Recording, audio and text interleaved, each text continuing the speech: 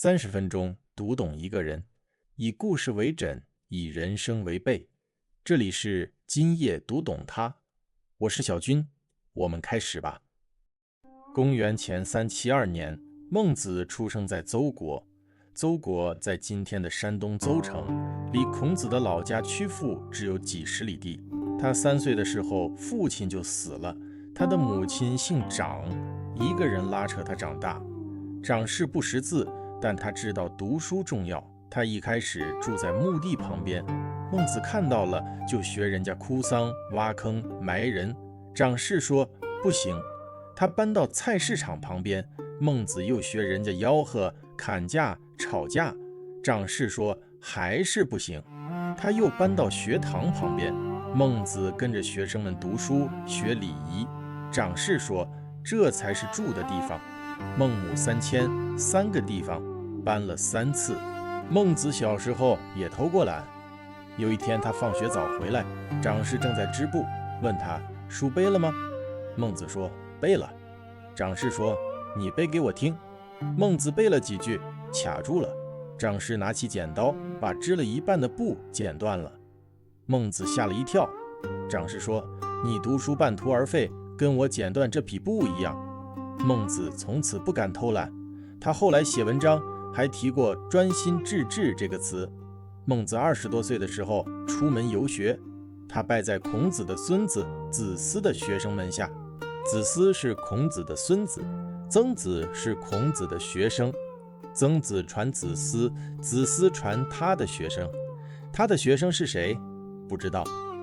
孟子跟那个人学了一段时间。他说予未得为孔子徒也，予思书诸人也。我没有能当孔子的学生，我私下从他后人的手里学来了。他学的不是孔子的字，是孔子的心。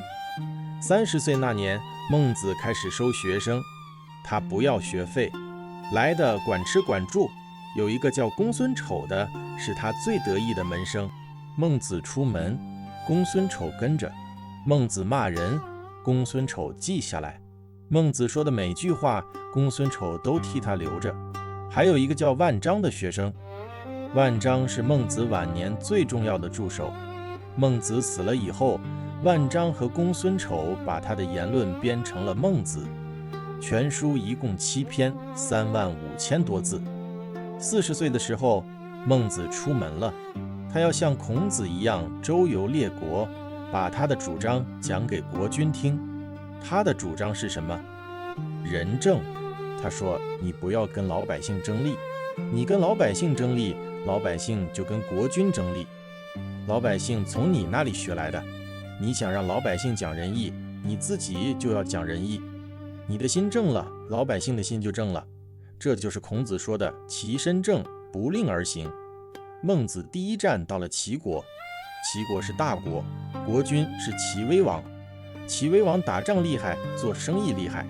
他问孟子你有什么本事？孟子说我能让你国富民强。齐威王说怎么强？孟子说行仁政。齐威王不听，孟子走了，他去了宋国。宋国是小国，国君是宋王衍。孟子跟他说你要行仁政。宋王衍说行。过了几天不干了，孟子又走了，他去了梁国。梁国就是魏国，迁都大梁以后叫梁国，国君是梁惠王。梁惠王问他你来找我有什么对我的国家有好处的？孟子说王何必曰利，也有仁义而已矣。你不用说利，你只说仁义就够了。梁惠王说你说吧。孟子说你让老百姓种桑树，养鸡养猪，不务农时，不夺其食。老百姓吃饱了穿暖了，自然就守规矩了。你不行仁政，光喊口号没有用。梁惠王问他我治国很用心了，河内闹灾荒，我把灾民迁到河东，把河东的粮食拨到河内。邻国的国君没有我做的多，为什么他们的百姓没有少，我的百姓没有多？孟子说你喜欢打仗，我给你讲个打仗的事儿。战鼓擂响了，兵器相接了，有人扔下盔甲，拖着兵器往回跑，有的跑了100步停下来，有的跑了50步停下来。跑了50步的嘲笑跑了100步的，你觉得对不对？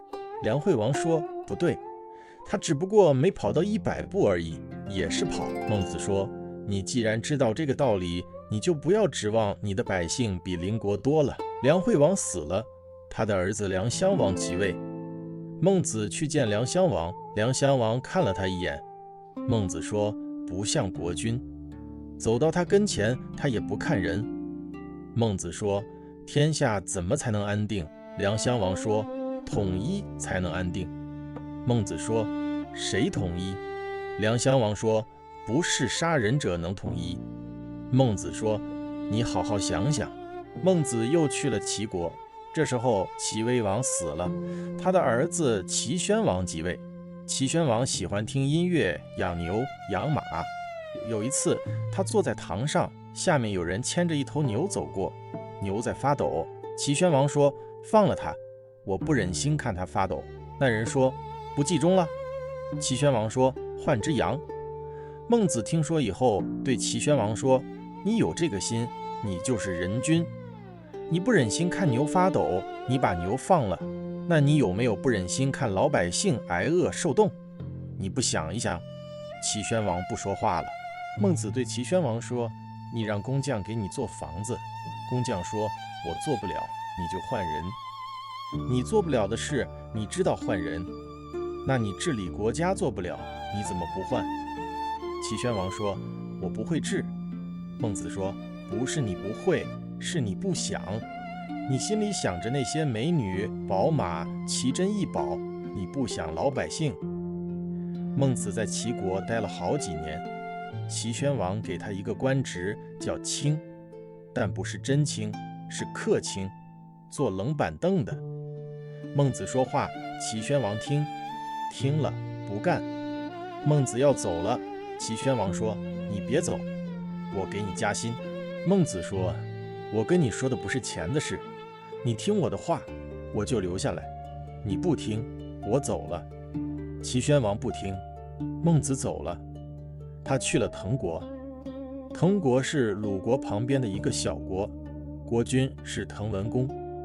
滕文公是孟子最欣赏的国君，他听了孟子的话，行仁政，但他国太小了，齐国会打他，楚国会打他。滕文公问孟子怎么办？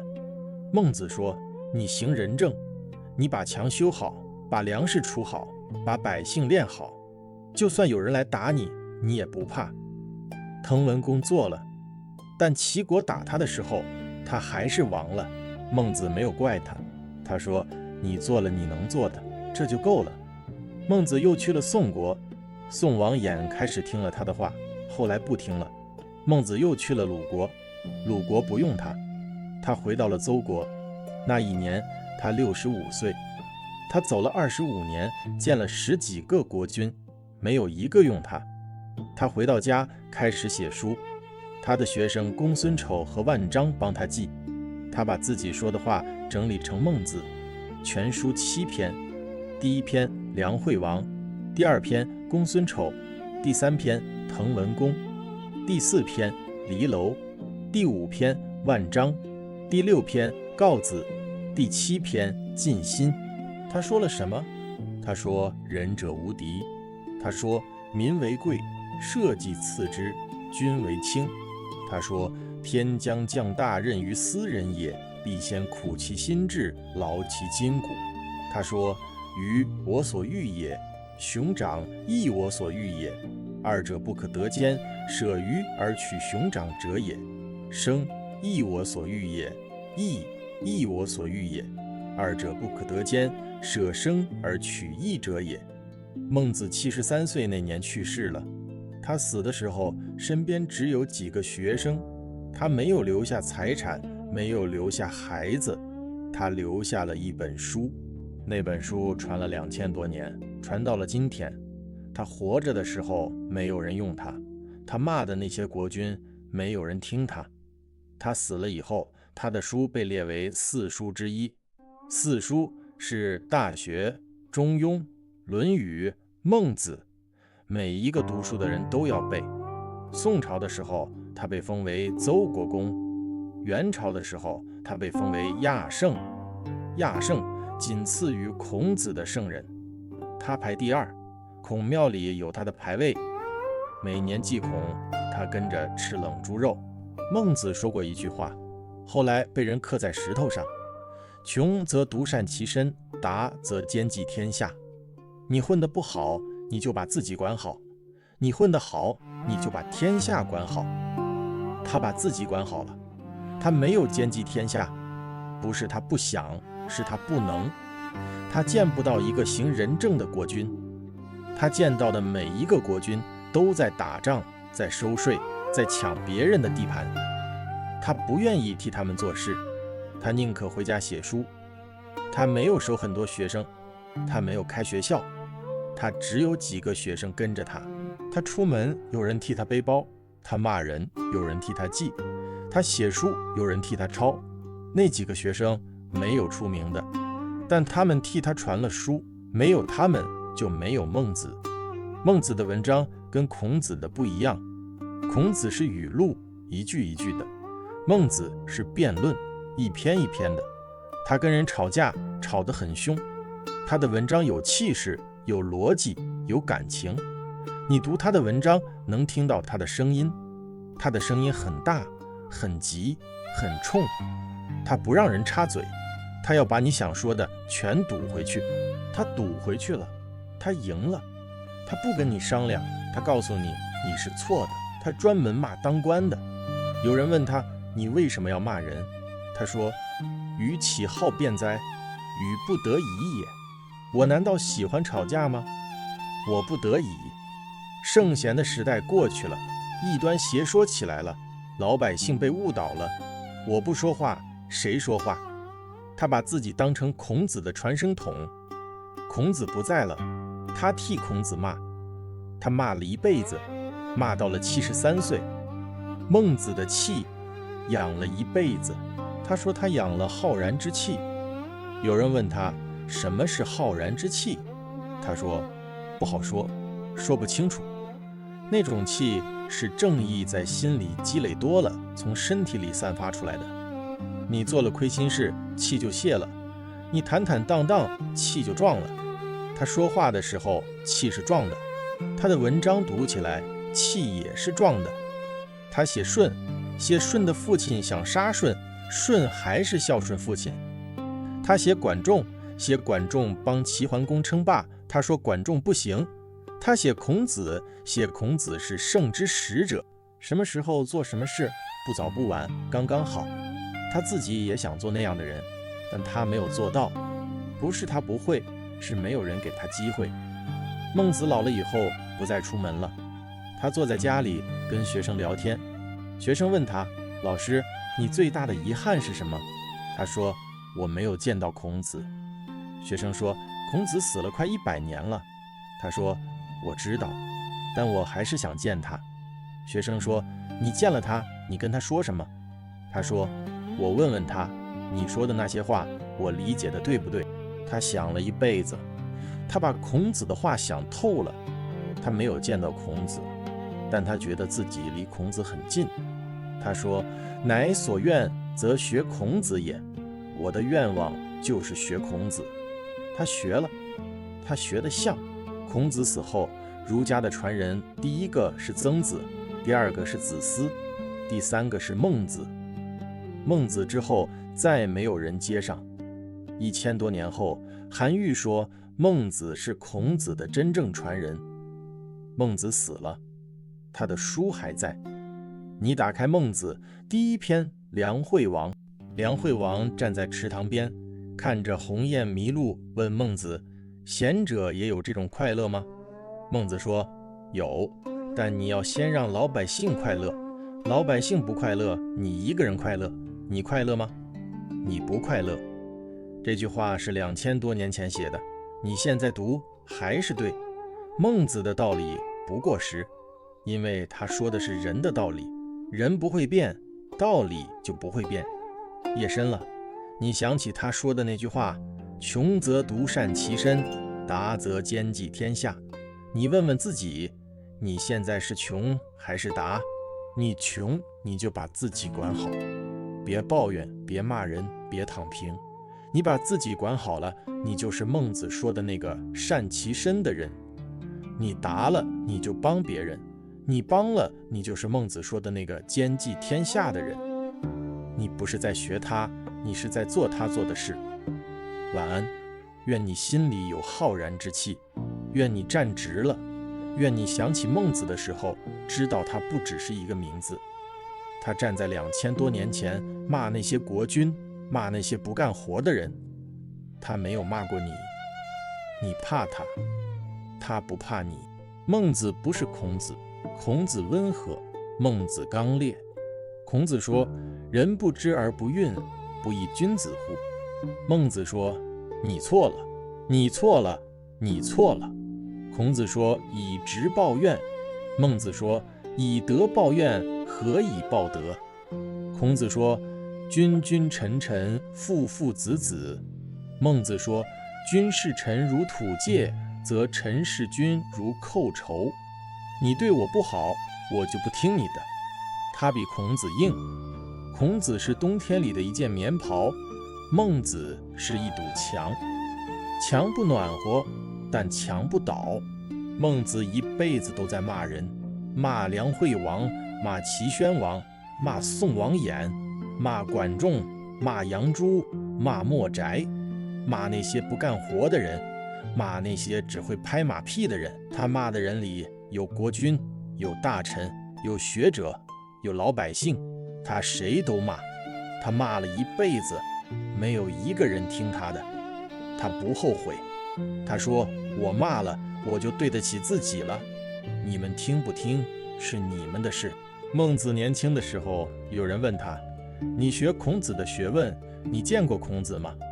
他说，没见过。那人说，那你学的算什么？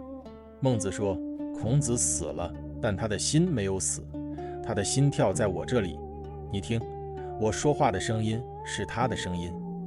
那人说，你疯了。孟子说，我不疯，我是替一个疯了的世界在说话。他说话的时候，声音是大的，气是壮的。他不怕别人说他疯了，他觉得世界才疯了。孟子的浩然之气到底长什么样，没有人见过，他自己也说不清楚。但他说，你站直了，他就来了；你弯下腰，他就走了。你站直了，不躲，不藏，不溜须拍马，你不怕任何人，也不怕任何事。你在那儿站着，气就来了。气从你的脚底升起来，到你的肚子，到你的胸口，到你的头顶，你整个人都是满的。你说话，声音是满的；你走路，步子也是满的。孟子一辈子都是满的，他没有空过。满了一辈子的孟子，73岁那年空了。他躺在床上，学生们围着他，他不再骂人了，他不再说话了。学生们说，老师，你说句话。他不说。他们等了一会儿，他又说了。他说，吾道一以贯之，跟孔子说的一样。然后就闭上了眼睛。他死了。他死的时候没有痛苦，因为他没有遗憾。孟子死了以后，他的学生们散了。公孙丑和万章把他的话编成了书，书传出去了。先是传到齐国的稷下学宫，那里的学者们读；后来传到汉朝，汉朝的儒生们读；后来传到唐朝，韩愈读。韩愈读完说，孟子是孔子的真正传人。后来传到宋朝，朱熹读，朱熹把孟子编进了四书。后来传到明朝，王阳明读，王阳明读完了说，孟子的心就是我的心。后来传到日本，传到韩国，东亚每一个读圣贤书的人都读他的书。孟子的书比孟子的命长。他死的时候，没有人觉得他重要。他死了几百年以后，才有人开始读他的书。汉朝人读，唐朝人读，宋朝人读，每一代人都觉得他是对的。他骂的每一句话，后来都被证明是对的。他骂的那些国君都死了，他骂的那些奸臣都死了。他骂的那些自私自利的人也都死了，但他没有死，因为他说的那些话还活着。孟子说过，得道多助，失道寡助。你走在道上，帮你的人就多；你走在错路上，帮你的人就少。他自己走在道上，走了73年的道，但他走了一辈子，没有人帮他。他不是得道多助，他是得道无助。他不孤独，因为他知道他是对的，他知道对的就往前走，有没有人帮不重要。他在道上的时候，道就在他心里，他心里有光。孟子说，万物皆备于我矣。这个世界上的一切我都准备好了，我不缺什么，我缺的不在外面，在里面。我做好了，世界就好；我做不好，世界就不好。他不等别人变好，他先变好，他自己变好了，世界就会跟着变好。他没有等到，但他没有白等，因为后来的人等到了。他变好的那一下，2000年后还在变。有人问孟子，你到处游说，没有人听你的，你为什么不去种地？孟子说，我不能种地，我的地在那些国君的脑子里，我要把他们的脑子理一理，理不动我也理，理不动我就换一块地。他不种地里的庄稼，他种人心里的庄稼。他种了一辈子没有收成，但他种的那些种子后来发芽了，发了芽就开了花，开了花就结了果，果被人吃了，种子又落下去，落了又长。种了一辈子庄稼的孟子，73岁那年的冬天坐在门口，外面下雪了，学生们在屋里烤火。他说，我出去走走。他走到雪地里，走了一会儿回来了，他拍了拍身上的雪。学生们说，老师，你不冷吗？他说，不冷，我有浩然之气，浩然之气是热的。他笑着说。学生也笑了。那一年冬天，他走了。孟子的墓碑上写着亚圣孟子墓。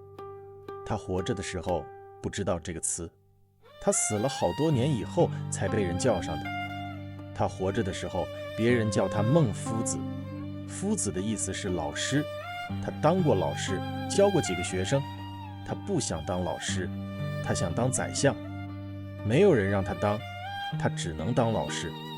他把老师当到了最高，当到了所有老师的上面。孟子教过什么？他教你怎么做一个大人。大人不是个子高的人，大人是心里大的人。心里大就是心里有别人，你心里有别人，你就是大人。你心里只有你自己，你就是小人。大人不怕死，小人怕死。大人不贪财，小人贪财。大人不媚上，小人媚上。大人不欺下，小人欺下。孟子教你的是怎么做一个大人，他把自己教成了大人。大人是什么样子？大人说话声音不高，但有力。大人走路步子不快，但稳。大人站着不驼背，大人坐着不东倒西歪。大人吃饭不吧唧嘴，大人看人不斜着眼。大人听人说话不插嘴，大人做事不着急。大人说话不骗人。孟子就是这样的一个人。你可以不喜欢他，但你得尊敬他。孟子跟孔子不一样，孔子是圣人，但他也是一个普通人。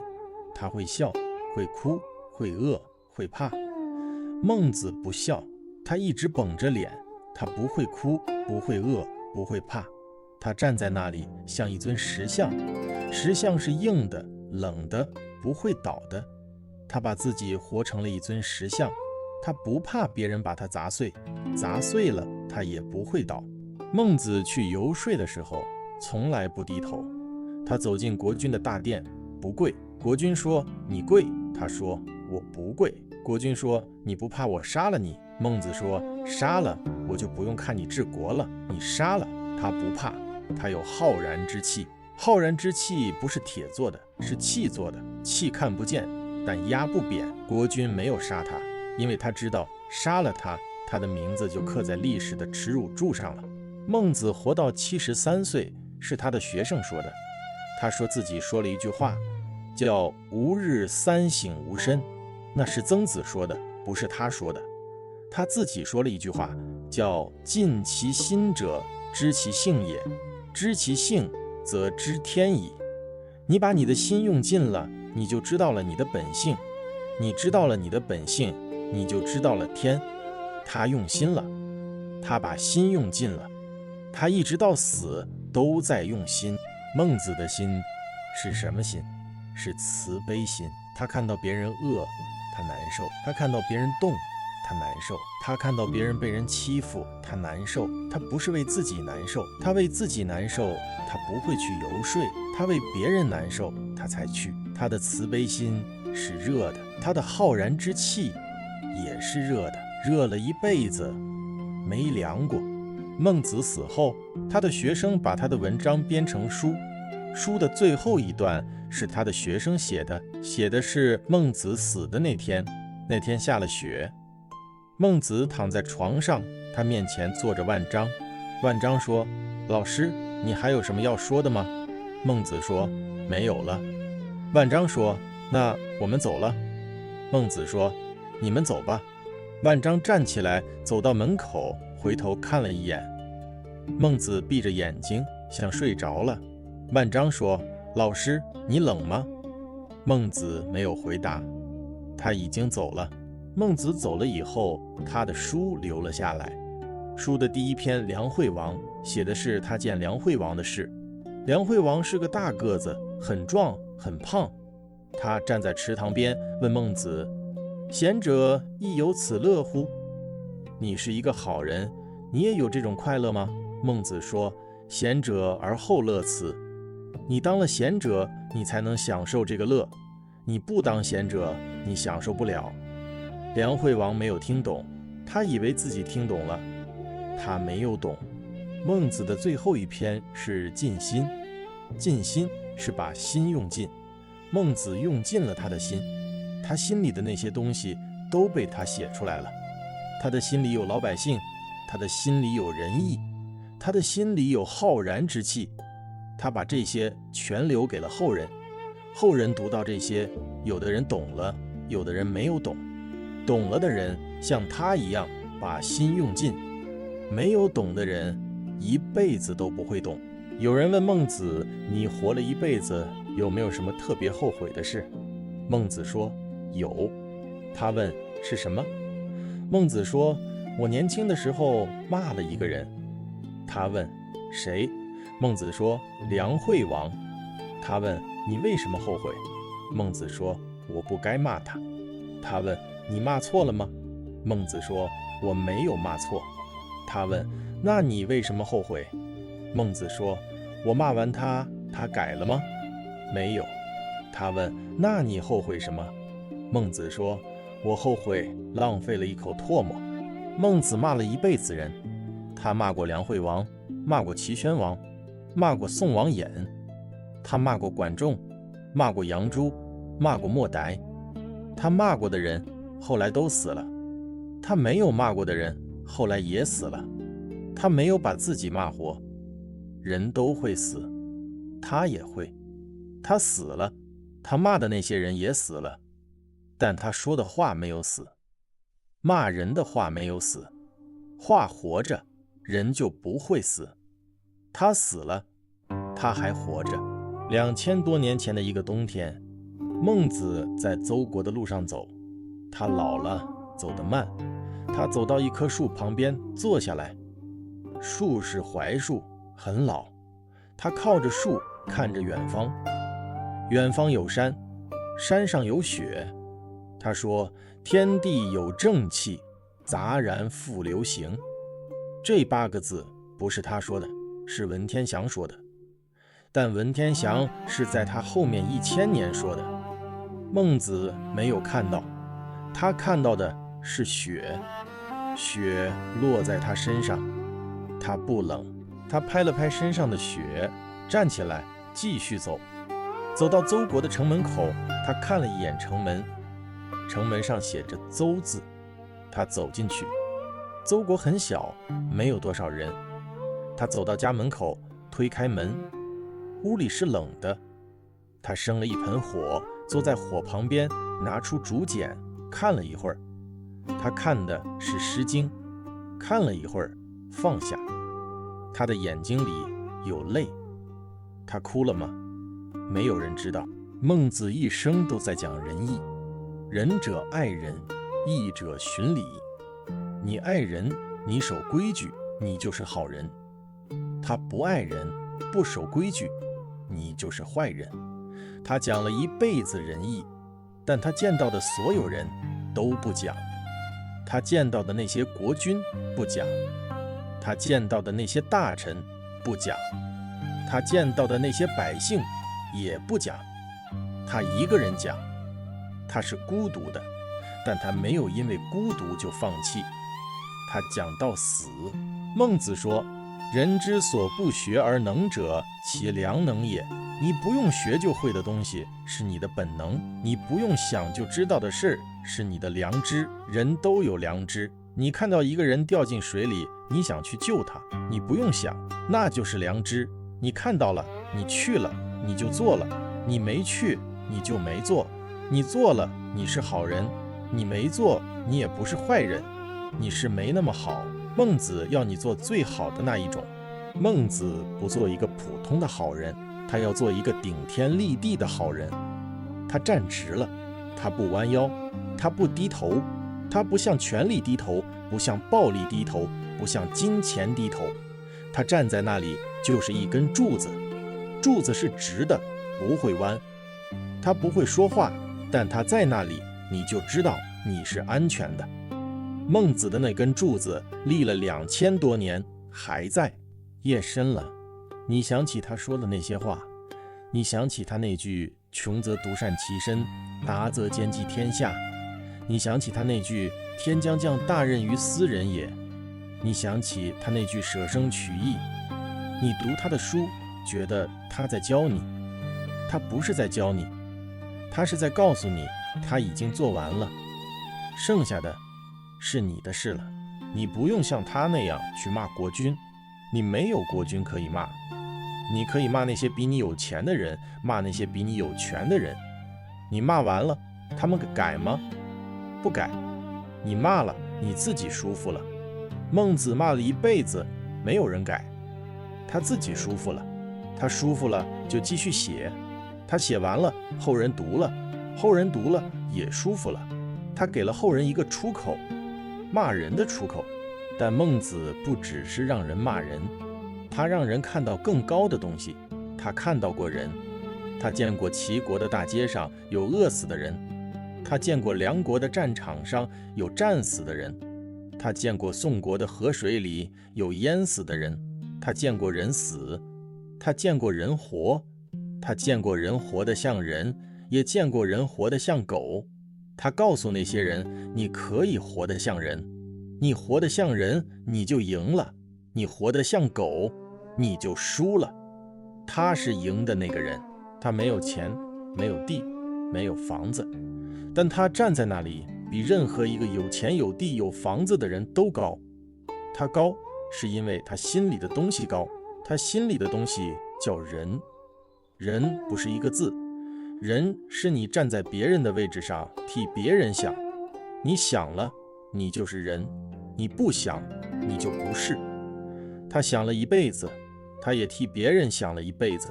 他走的时候替别人想完了，走得很轻。孟子的尸体埋在邹国，他的墓现在还在，在山东邹城的北边有一个大土堆，土堆旁边有一块碑，写着亚圣孟子墓。每年都有人去，去的人不说话，站在墓前鞠个躬。他们不拜神，他们拜一个人，一个站得很直的人。他直了一辈子，没有弯过。他弯过吗？也许弯过。他求过人吗？也许求过。他哭过吗？也许哭过。他怕过吗？也许怕过。他是一个人，他也是一个圣人。